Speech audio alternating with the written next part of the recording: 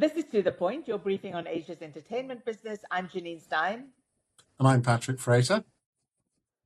If it's happening in content, streaming, cinema, or corporate chaos, we're talking about it. So let's get to the point. This week's guest is Simon Cornwell, who is somebody that both Janine and I have followed over the years as one of the custodians of the John le Carré literary estate. And we've also followed his company, The Ink Factory, which is a producer of films and premium TV. These shows have included The Little Drummer Girl with Korea's Park Chan-wook in the director's chair, Ang Lee's adaptation of Billy Lynn's Long Halftime Walk, and of course, The Night Manager. Janine, Simon, welcome to this session. I'm going to probably ask most of the questions, so I'm going to dive in now. Simon, I called you a custodian, and I've called the Ink Factory a producer. Are those the right terms? What is the Ink Factory is really my question to you. Good morning, and nice to see you both. I think custodian is a very good word for what I am of the literary estate of my dad's body of work. Although, as I'm sure we'll discover in the course of this conversation, I'm a very active custodian. We collectively are very active custodians of the estate. That's fun. The Ink Factory is a producer, but we also actually function as an independent studio, which is to say we commission, develop, finance, produce, and sell our own shows. So and by and large, we are the ultimate owners of the shows that we create and films that we create. So we are a producer, but we're also a small studio. That's fantastic. I mean, I think of the Le Carré material as mostly British and European, continental European. But you also have business, quite a considerable business in Asia. Tell me what that is. Yes, I mean, I think we're very lucky in our company to be partnered with a pretty extraordinary group of people. 127 Wall Productions, that's Joe Tsai, who's now the chairman of Alibaba, and Arthur Wong, who are the principals in that company. And in partnership with them, obviously, I mean, they have fantastic networks around the world, but they have particularly strong networks in Asia. In partnership with them, we're very committed to both, I would say, developing films and TV for the Asian marketplace, broadly defined, and also to giving voice to Asian creators or creators of Asian heritage on the global stage. I definitely like that last angle. Let's use a newsy hook to explain a little bit more what you're doing in Asia. I think in the last week it's finally been officially announced that there is a Chinese language version of The Night Manager, which has been commissioned. I think that's the correct term. By Youku, one of the big three Chinese video streamers. Could you tell us about that show, how it came about, and also how you got such an amazing cast? Yes, I mean it's thrilling. I mean, obviously, the English language version of The Night Manager was a huge success globally, but actually resonated particularly in China. And Tom Hiddleston is hugely I mean, all of our cast are popular in China, but Tom Hiddleston is an icon in China, and the original English language season, I think, got over 50 million viewers in China when it came out 10 years ago. So it was quite a phenomenon, and that was on the Youku platform back then. So we already had a prior relationship with Youku, and of course they have visibility of what we're doing through our relationship with Joe and with Arthur. So we'd been talking to them for a while about potentially building on the success of the English language version by doing a Chinese language adaptation, and it's a complicated old process, and it took us a bit of time to get it all together. That's an understatement, but eventually we with the backing and support of Yoku, who have been fantastic partners on this. We brought on board a writing team, a top Hong Kong film writing team, actually, writing team behind box office hits like Cold War and Cold War II, and they got stuck into what's really quite a bold adaptation, I would say, both of the novel and of the TV show. We also, a couple of years back, did a Hindi language adaptation of The Night Manager, of which no doubt more later. But in comparison to that adaptation, this is much freer, and quite deliberately what we sought to do was combine the exciting and very fresh language of Hong Kong cinema with le Carré and the complexity and the ambiguity, but also the really strong, thrilling storytelling of le Carré, and to do that through the format of a 12-episode drama in quite an exciting way. I mean, the screenwriters did an exceptional job. We worked with them closely. In fact, my son, who's also a screenwriter, is an executive producer on the show, and spent many months before we went into production working very closely with the writing team, sort of achieving that fusion between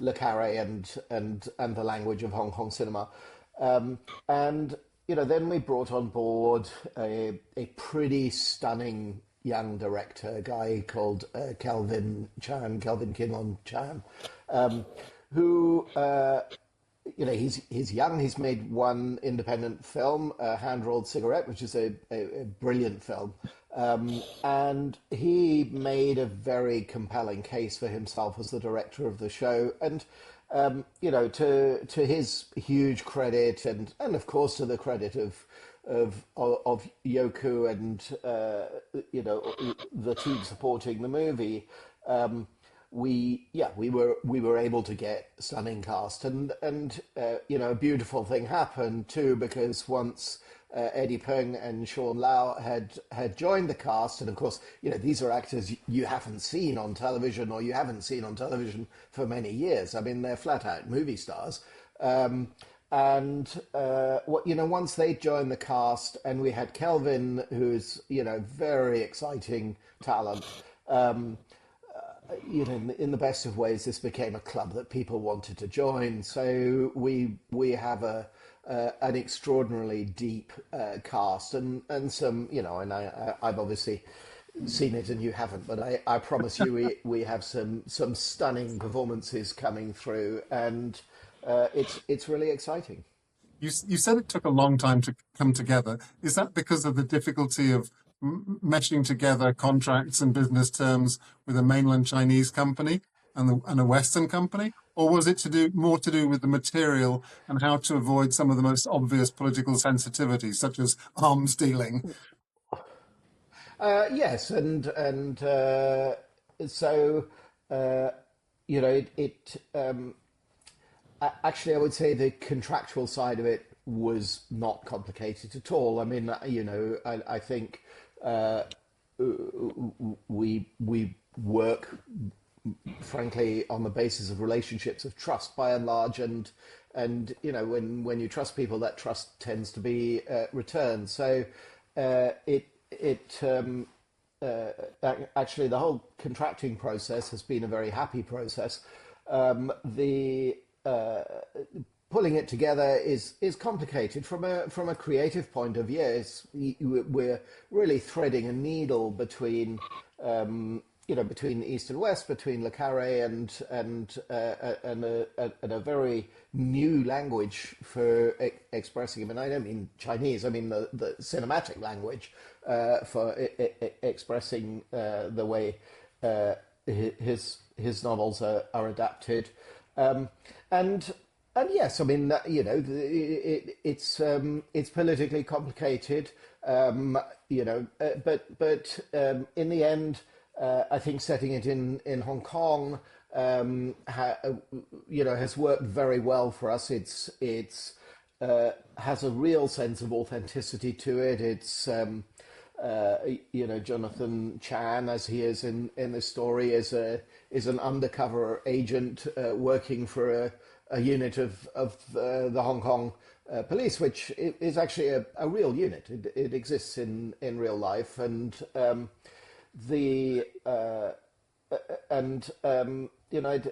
That provided a way into telling the story, and I mean, yes,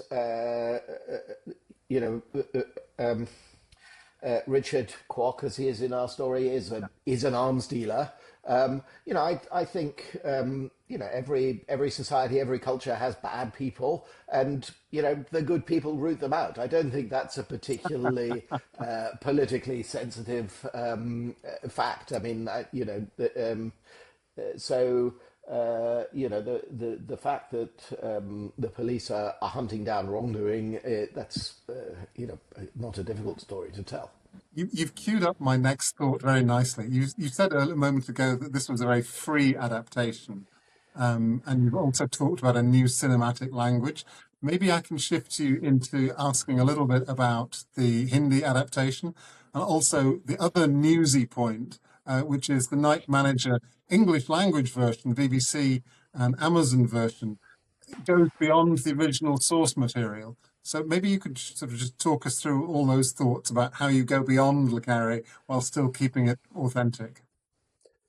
Yes, I mean, I think that's a very good question. A couple of things I'd say. I mean, one really goes back to my dad's own wishes, own thoughts.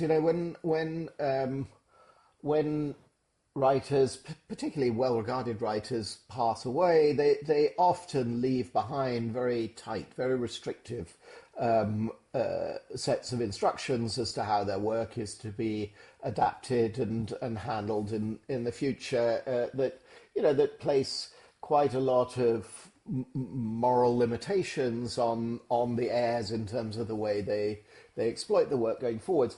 We're extraordinarily lucky in that my dad didn't think that way at all.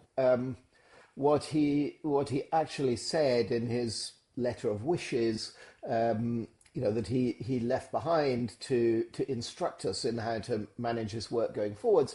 What he actually said is, you know my work, you know what it stands for, you know what I stand for, you know what my values are, and I have no idea what's going to happen in the future. So your job is to take my work forwards and to respond to the environment that you're in and the situations you face, knowing what I stand for, and in the hope that you'll want to perpetuate that, those values, that sense of inquiry, that sense of investigation, that quest for understanding of the human spirit. And so, he gave us, in a very real and important way, if you like, permission to explore and reinterpret his work. And I suppose we've taken that letter of wishes probably more as a letter of instruction. And so, as a family, we've made a very substantial commitment to perpetuating that. Now, if you look into the detail of how we've done that, then I would say, even in the English language first season of The Night Manager, the one that was based on the book, in reality, by the time we get to about episode 4 of the show, we're into very new territory, and the character has already departed from the story in the book. And David Farr, who adapted the book, tells a lovely story about a conversation with my dad where he sort of broke it to my dad. He said that, there's a few things in the book that aren't quite going to work in the TV adaptation. And my dad looked at him and said, yeah, there's a few things in the book that don't quite work in the book, so you should do what you need to do to make great TV. Again, my dad was always he loved the idea that his work was the starting point for a creative process, for somebody else's process. And so, when he was working with screenwriters, people adapting his work, one of the first things he would do is try to liberate them from the fact that, these were not tablets of stone handed down from above. This was raw material that you should take and shape into a new medium. When we took on the Hindi language adaptation, we worked with a writer called Sridhar Raghavan, he's fantastic. He's an A-list screenwriter. He's written some of India's biggest box office hits. He's also a le Carré super fan. What better to take it on? And he loved the material, but he also interrogated the material. And I remember even in the first meeting with him, he said, I really love the English language show. I do think you had some structural challenges in episode 2, and I think I can fix those.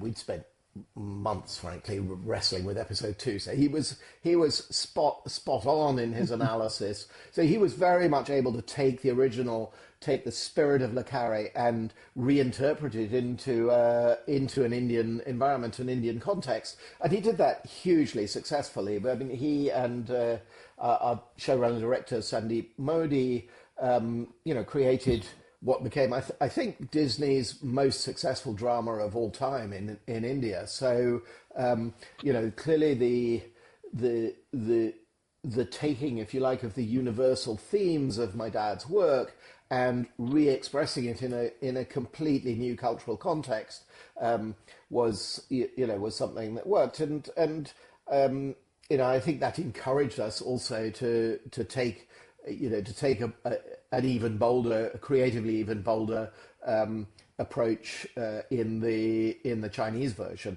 And at its simplest, the Chinese version needed to be 12 episodes, and so that the creative imperative was to deliver new story, additional story, to build out the characters, to probe more into the backstories, into the periphery of our characters' lives, and that opens up a lot of opportunity, actually, and I think it's great. I would think it's great, but it is. You're happy with it. That's such a nice story, and it's a nice feeling. I can see that on your face. Can I nudge you back into the English language territory briefly? That is also Yes.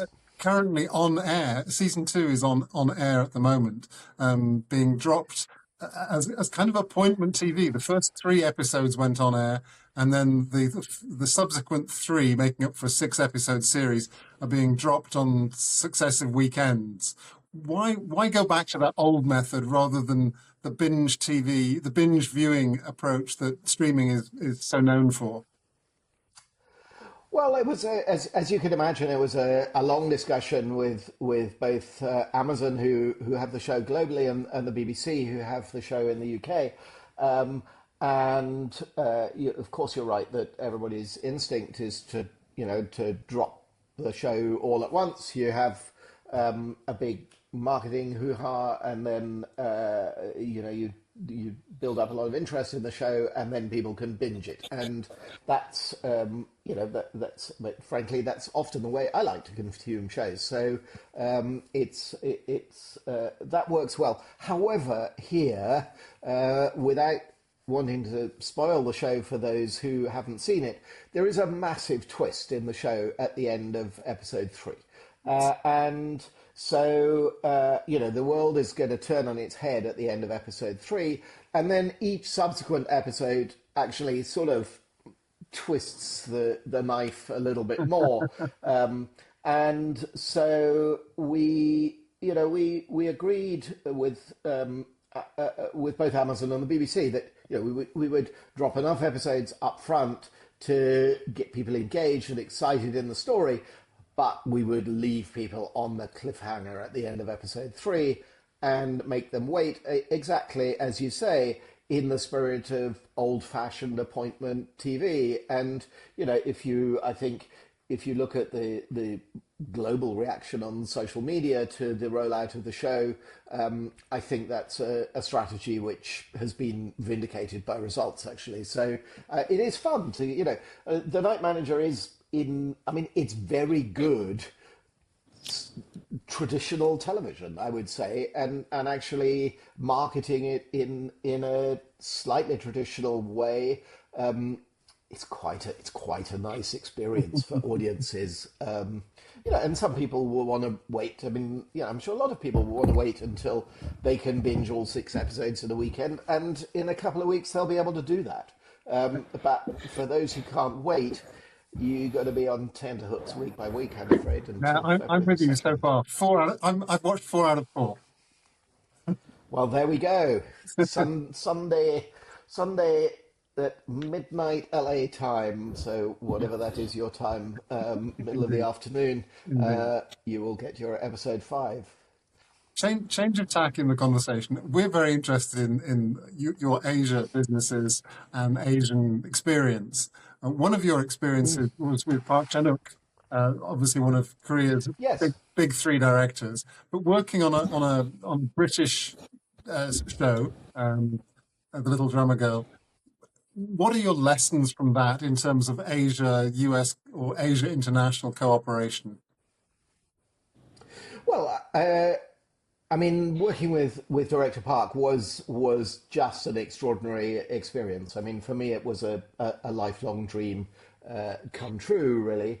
And so I suppose the first lesson is, however complicated it is, and it's worth the journey, because I think what you can achieve is extraordinary. And I think that was a book. Is a book that speaks to a lot of Director Park's obsessions through his body of work. It was, but far from a random choice for him to direct it.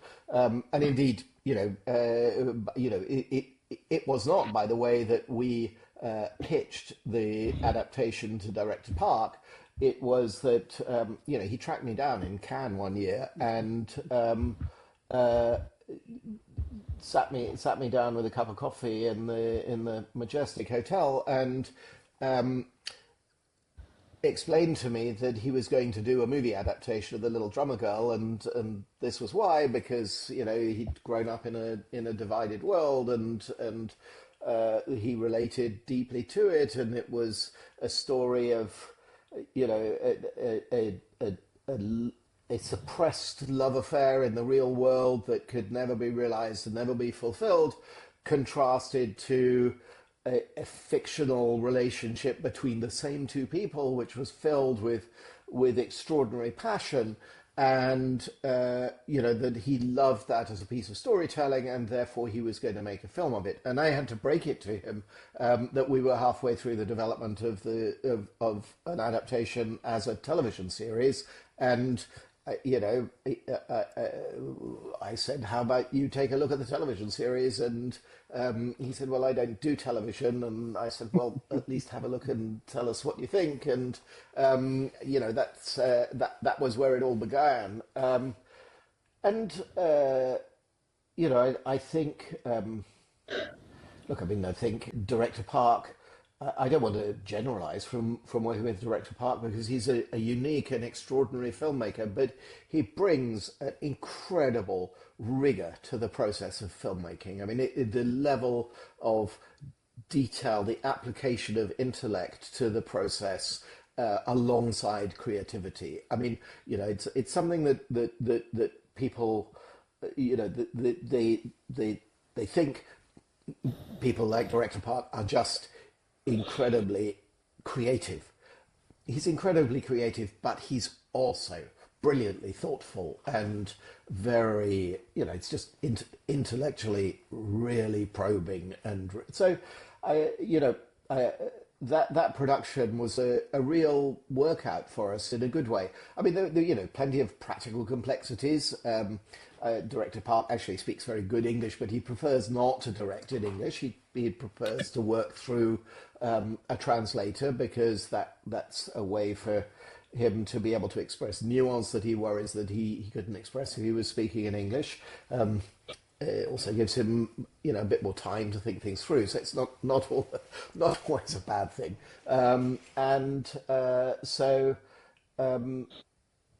You know, I think I suppose the big learning for us from it was it's worth the exploration that, you know, when I mean I did like that show very much. It's something I'm very proud of, and it was you know, was a complicated but a very special journey, and I think we did achieve something that you know is uniquely Director Park at the end of the day. Thank you. Yes, thank you again for another glorious image there. I can just imagine Park Chan-wook stalking someone through somewhere as cinematic as Cannes Film Festival. So yes, Yep. lovely thought there.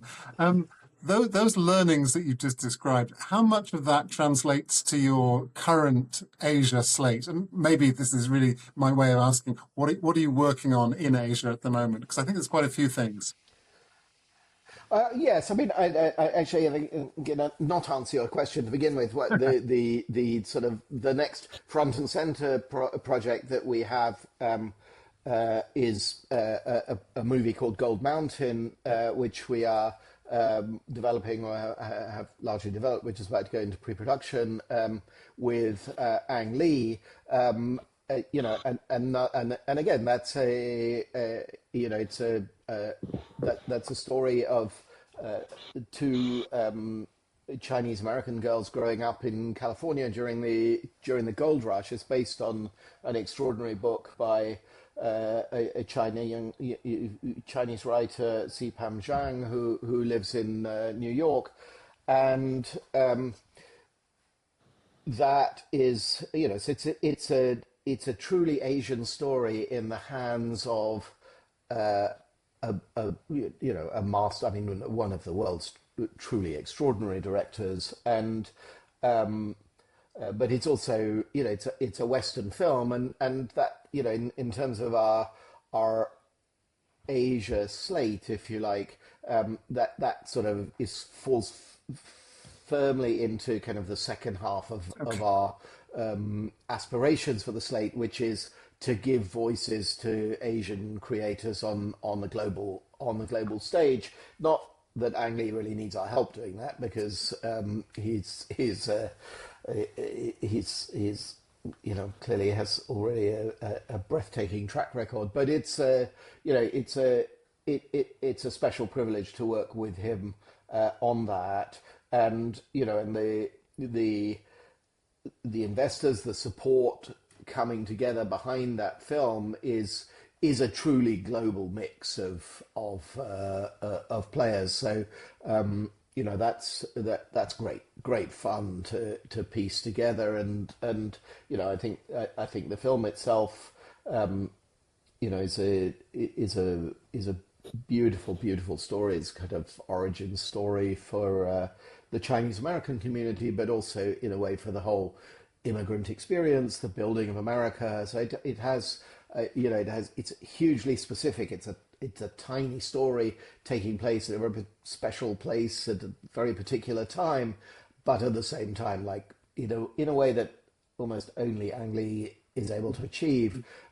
It's a story with extraordinary universal emotional resonance, and I mean, clearly, our aspiration is for that to be, one of his great films, for it to be a truly great film, and in many ways, it's also, it's a wonderful journey back into his filmmaking roots. So, so in terms of what are we doing in our Asia slate, that is, that's the next big project up, and we'll continue to work wherever we can with, both great established Asian directors like Park Chan-wook and Ang Lee, but also incredibly exciting emerging talent like Calvin Chan, who's just done the Chinese Night Manager for us. We're also blessed with the Hindi Night Manager, working with Sandeep Modi and Priyanka Goza as his second director, or our second director, on the show. Again, very exciting talents, both of whom are now stepping onto the global stage. In terms of what we have coming up that we've announced, I have a feeling the only thing we've announced so far in Asia is a Korean language adaptation of A Most Wanted Man, which is a book my dad originally wrote, set in Hamburg in the aftermath of 9/11. It's about extraordinary rendition, about kind of overreach of governments and so on. It's a story that is being pretty thrillingly adapted into a contemporary Korean context. We have a great producing partner in Korea who's really strong. And again, I think someone who kind of understands the essence of my dad's writing. His observations around the novel are extraordinarily insightful, and you sort of think, well, what better journey to go on than to take it there. We're working with a relatively new Korean screenwriter. She's doing a fantastic job, so I'm hopeful that will come together very well. We've got 4 or 5 projects we're working on in India, which we have not announced yet. 2 of those are le Carré adaptations. But we also look to stories from talent in the markets that we work, that are stories where we believe have the opportunity to resonate outside their home markets, and where we as essentially a Western production company or a Western studio can actually bring something that's relevant to the production. I mean, we look at many great projects where we say, yes, it's fabulous, I can't wait to see this, but it doesn't really need us. But from time to time, we see something where you say, whether that's because of the geographies in which the story is told, but more importantly, whether it's because of the relevance of the themes and the relationships in the show in a global context. You've referenced India, China and Hong Kong, Korea. Where does this Asian interest come from? I know that in the past you have lived and worked in Thailand. You speak Thai, and so I'm not just going to ask you about that kind of past history, but using that critical eye that you have demonstrated over the last few minutes. Tell us how you see the Asian movie and TV industry. What are its strengths and weaknesses? What do you think it can do better? Well, I think the first thing to say is I am definitely not an expert in answering that question, and the two of you have far deeper knowledge than I do. I'd rather answer the question from a lay perspective, if you like, of saying the thing that I am constantly blown away by when I start working with teams with creative people in new places is the the extraordinary depth of creative talent around the world. And I find it personally incredibly stimulating to be working with people who are absolutely at the top of their game from a creative perspective, but coming at the material that we're looking at with an entirely fresh and different perspective, and from reference points and starting points that are quite different from my own. So I think all of the teams that we're working with, I find that an incredibly rewarding experience, actually. And the just the depth of untapped talent. And I suppose the arrogance of the English speaking world is the flip side of that. The notion that we have in any sense a monopoly on storytelling. We have historically established a kind of Western hegemony over the film and television market globally, which, thank goodness, is now being broken down. And it's very, very exciting to be part of that. And look, at a very high level, just the obvious point that if you look at the world with open eyes, Asia is the future. There's no question of that. The West right now is only hastening its own decline. So that's another reason for getting excited about Asia. I think both Janine and I are both smirking at that last response. What is the big thing in Asia that you would like to do that you haven't done yet? I would love to be, I would love to build long-term relationships with producers and talent, I'm very on, but I think both the Hindi night manager and hopefully soon the Hong Kong night manager, pave the way. I think I'd like those shows to be sort of beacons for what we can do in the future in terms of working with extraordinary people and putting their I think what we can bring to the party is clearly extraordinarily underlying intellectual property and I at the risk of being arrogant, I think a good understanding of how to reinterpret and tell those stories in different contexts, and and reach into the Western marketplace, and that is that's actually a powerful set of tools to begin a journey from. So I hope we can build on that and build. I mean, this world is all about building exciting relationships with talented people. Well, I certainly agree with you on the notion that there's enormous amounts of creative talent all around Asia. One of my regular criticisms of parts of the industry is that it feels underfinanced. When I hear people talking about films that they're making for $1 million and $1.5 million, and they expect that to go up against behemoths from Hollywood with global distribution already set in place, it seems an unfair battle. But I noticed one of your planks at the Ink Factory is your relationship with Joe Tsai's company. So you've cracked the financial issue.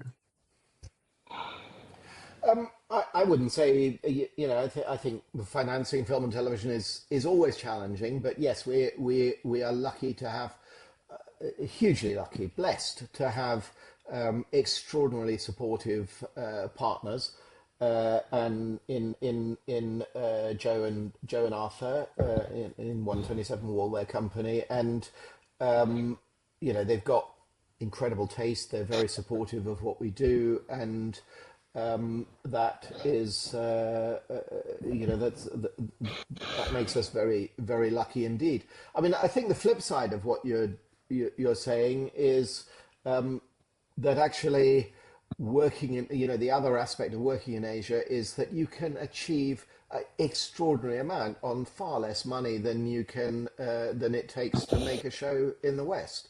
And I mean, if you look at just the visual richness of what we've achieved on the Hong Kong Night Manager compared to what we have achieved also pretty stunningly with the visual richness of season 2 of The Night Manager, I think those two shows go toe to toe, and yet the budgets are very different between the two of them. So, at its crudest, in order to put a creative vision on screen in an Asian context, you can do that far more cost effectively than you can do it in the West. And and the cost of television, the expectation of talent, the expectation of the unions in the West is very challenging. And with the pressure on television budgets now, on film budgets now, the challenge of the independent film sector, actually the relatively lower cost of working in Asia is hugely attractive. And I mean, back to your basic point, I mean, the quality of the crews that we've been working with in India, in Thailand, in Hong Kong, from Maine. I mean, extraordinary people, so committed and so dedicated to their work that, I mean,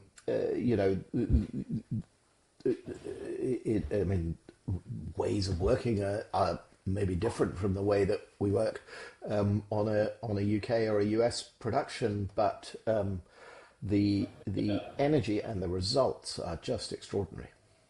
Fantastic. I've monopolized. It's perhaps the point where Janine and I broaden out the conversation and talk about what's been happening in the Asian entertainment world this week. Janine, this is your time to share your favorite headlines.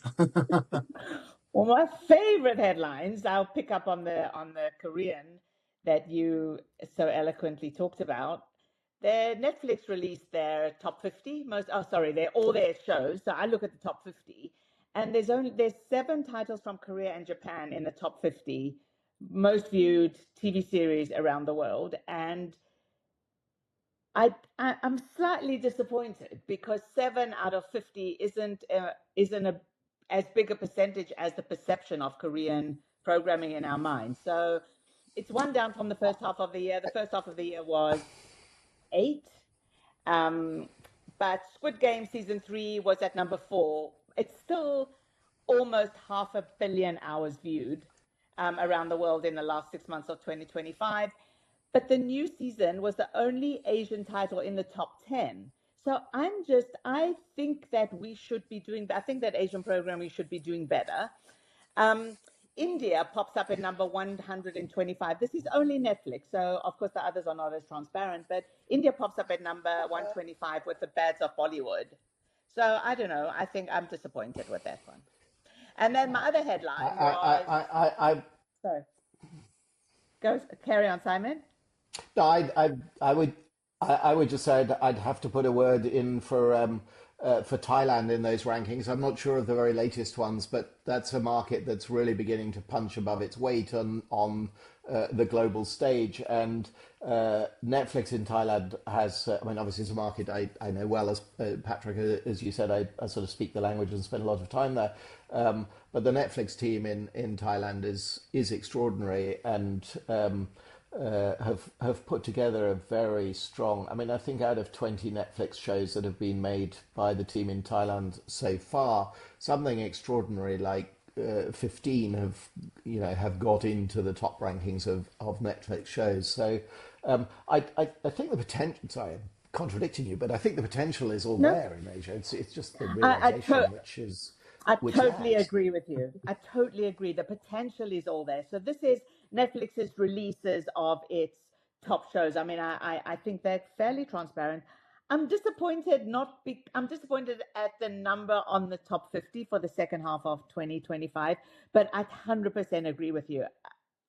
There is such a lot of energy going into Asia, and I think 2026 Netflix is in the middle of announcing all its slates for Asia. So they've done Korea and Indonesia, Thailand's coming up. I think they've got something from the Philippines. I'm hopeful that they have something from the Philippines as well. So they are growing. I think like Mad Unicorn and Master of the House, those really set Netflix Thailand apart. And also, this is not film. This is just television. So the film does incredibly well, especially Indonesia. I think if we look at the film top 50, it will be a lot different, but I didn't. I only looked at the TV for this time because they just came out, and it's a lot of thousands and thousands and thousands of episodes. But still, What's your I'm second headline, disappointed. Janine? My second headline is a very scary one. It's about the impact of AI on our attention and the attention economy. So it's much more global, it's much more philosophical, but I do think if AI isn't regulated properly, we're headed for strange relationships with each other and strange relationships with technology. So that's my thing. So can I just be more happy and talk about Netflix? Okay, now on to your headlines, which you've got. You've got a really good one. Well, I've picked one topic, but three different headlines. I was looking at the TikTok deal, which has finally been announced. It's a year since the US legislated for the sale of the US portion of that company to US investors. It's taken a year of stalling by the Trump administration. And we've got a deal which is actually in the end no surprise, that most of the company in the US, 80% of it is being sold to a consortium of US investors. Each one of them gets 15%, and then there's another three of them get 15%, and then there's another portion which goes to a multitude of investors. And ByteDance, the Chinese owner, keeps about 20%. The most interesting thing to me is that, first of all, we don't know the valuation of this deal. We used to think it was worth about $150 billion. That was the number being thrown around a year ago. Now it's all gone quiet, so I suspect the number is much, much smaller. But the really interesting piece of this deal is that TikTok, ByteDance, I should say, gets to keep the algorithm, and they're licensing it to this new US company. So it's a clever way of satisfying ByteDance and the Chinese government, and also keeping TikTok on air in the US without having to restart everything, without having to cancel 200 million relationships. And Donald Trump himself claims that TikTok helped him win the last election. So he's clearly in favor of it keeping going. So it seems to achieve all of those things. But I'm going to read three different headlines because I think they're quite fun. The New York Times one is about as middle of the road as you can get. It says, TikTok strikes deal for new US entity, ending long legal saga. Pretty clear what it's about. The Chinese one from the Global Times, which is China's state-owned tabloid, which I love in English. It says, TikTok announces formation of new US joint venture with ByteDance remaining the largest single shareholder. So for them, it's all about China winning and China remaining in control. And I guess you can argue that. And so the one that's kind of the decider for me in the middle of that is the Financial Times today, which says very simply, Trump's TikTok deal is a gift to China. Precisely because they didn't actually have to give up very much, and because they will have a long-term relationship and have income coming from this deal. Where you stand depends on where you sit, I think is the phrase. I'm, to me, the deal was. I mean, I'm with the Financial Times every step of the way on this one. I think the only way in which ByteDance and the Chinese government may have lost out from this deal is in terms of valuation. I mean, there was at one stage, as you say, the company is probably worth plus or minus $150 billion. At one stage, the number being mooted for the valuation on the transaction was $14 billion. Now, how much it strayed from that, which was the starting point, I don't know, but it's a very substantial discount. But as you say, in terms of the use of the algorithm, more importantly, the use of the code base, ByteDance is absolutely one. And by the way, if there are any national security concerns, which I think were nonsense in the first place, but if there are any national security concerns, they are absolutely not addressed by this deal. So it's you could also argue. You could also argue, Simon, that by placing the US proportion and its servers in the hands of one of Trump's best friends, the national security concerns actually simply shift from one government to another. The New York Times makes that argument very well this morning, yes. Thank you very much, Simon, for joining us, and also for playing along with our headlines. This is where we're going to do the closeout. This has been To The Point with Patrick Frater and Janine Stein, and on this occasion with Simon Cornwell. Simon, thank you very, very much for joining us. Patrick, thank you too. Thank you. We hope you've enjoyed this week's episode and can join us again for next week. Thank you.